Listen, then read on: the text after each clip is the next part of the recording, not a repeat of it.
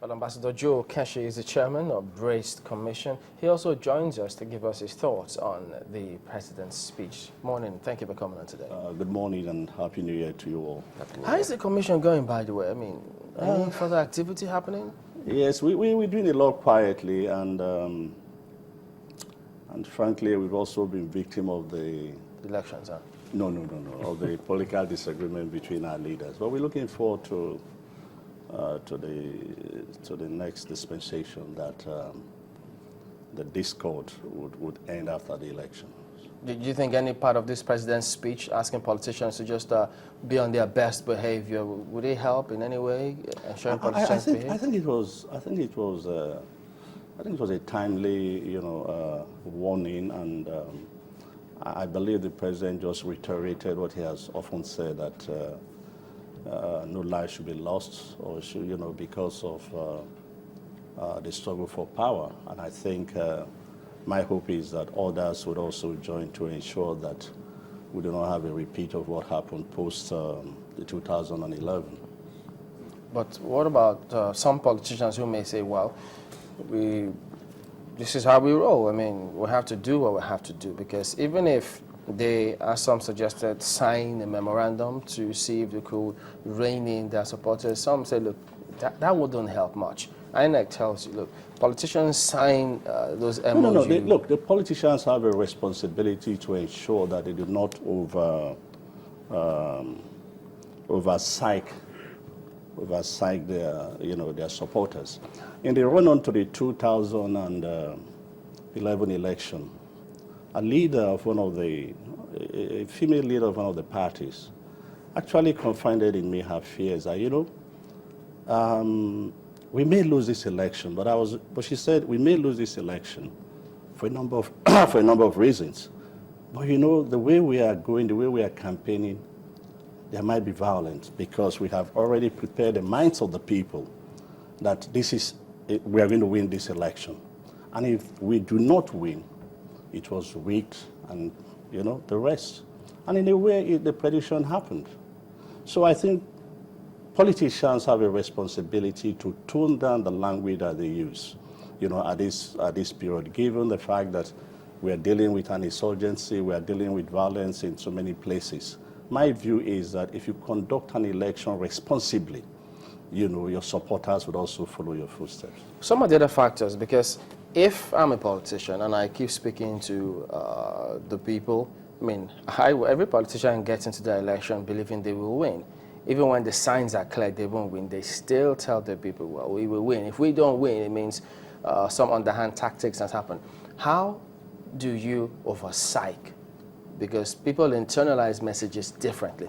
So even if you say go, people see it differently. They interpret it differently. So how does over-psych? No, you're right. Again, but it is look, if you go with what happens all over the world, sometimes even before the the results are announced, a contestant realizes that, look, I'm not going to win this election. He picks up the phone.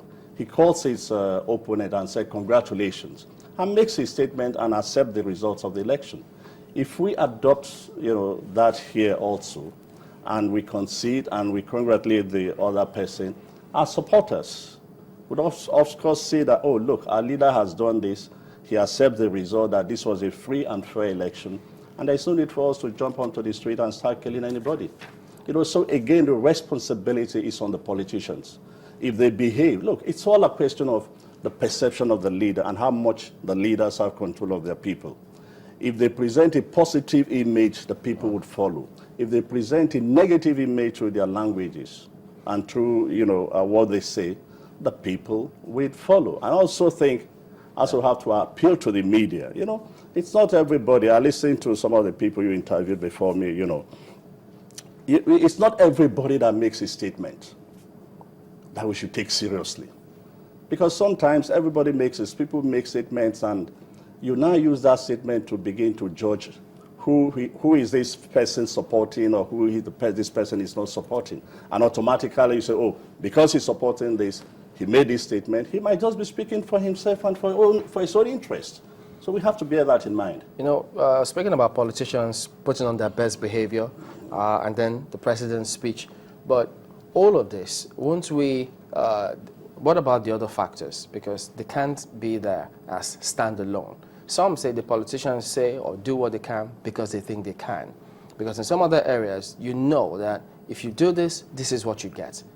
We don't have that here. No, yes, it's true. Look, I get where you're going to. It's also a measure of the weakness of some of our institutions that are responsible for taking care of matters like this. You know, we have to realize as we go forward that we need to build strong institutions and make sure that our institutions function. The first guy that came on board, you asked him a few questions that border that the security, do they not anticipate what the violence, the post-election violence in 2011? It is true that they probably anticipated it.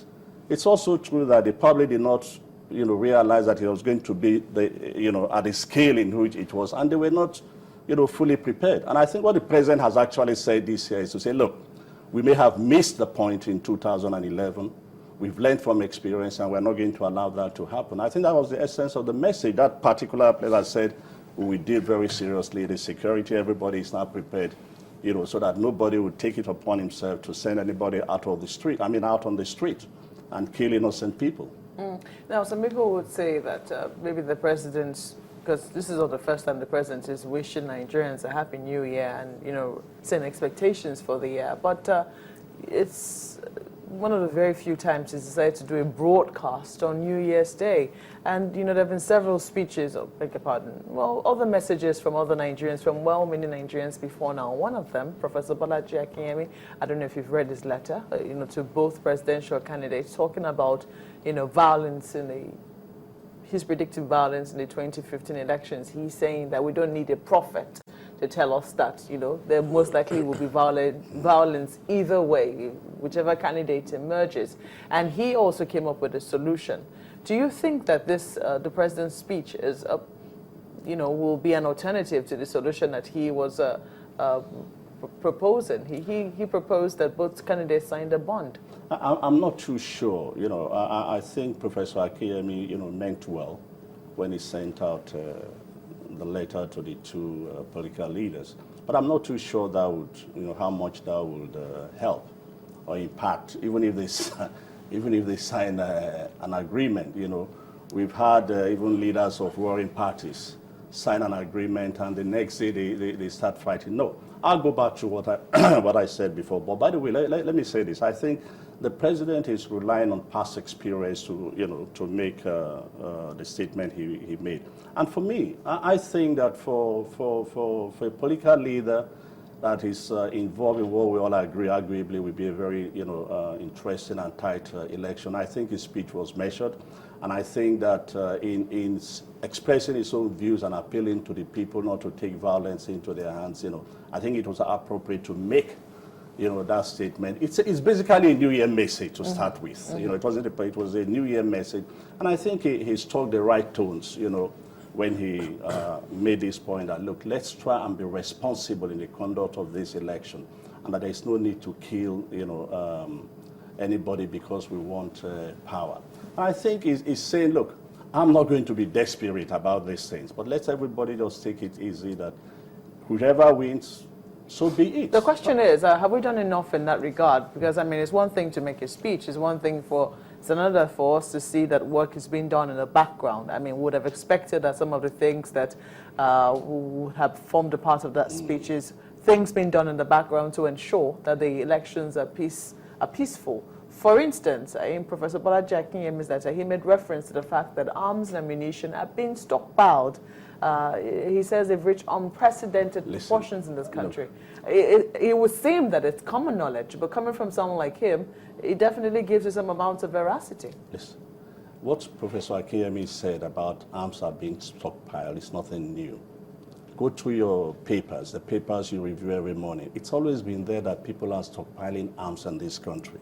I can actually tell you a story that shocked me, when somebody told me where they can buy arms, in places in this country, And I think you asked the previous gentleman and so on. It just shows you how porous our borders are and how ineffective, you know, those responsible for taking care of the borders, you know, are doing their jobs. Because some of these things, I understand, actually come in containers. So the question is, how do they pass the seaports or the, you know, the roads into the country? And those who are importing these arms, I just think that for them it's business. For them it's pure business. The issue I think we should bother ourselves is, and the president has made it clear that, look, we are going to be ready. What we need to do is to hold him responsible at the end of the election if violence does break out. Our best hope, looking at reading the president's speech, is to say to ourselves, we hope sincerely that they are ready this time around to ensure that there is no violence. And I'll go back to what I said. If every politician in this race do not make this a do or die affair, the people will certainly follow, period. But, you know,